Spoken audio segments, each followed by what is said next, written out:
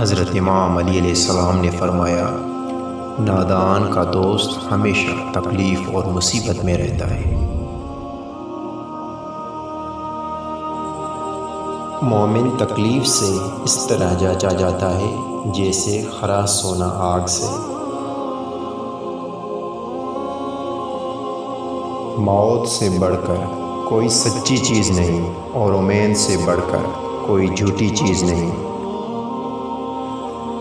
حضرت امام علی علیہ السلام نے فرمایا، اللہ تعالیٰ کی نافرمانی ناپاک اور گندے لوگوں کا خیال ہے۔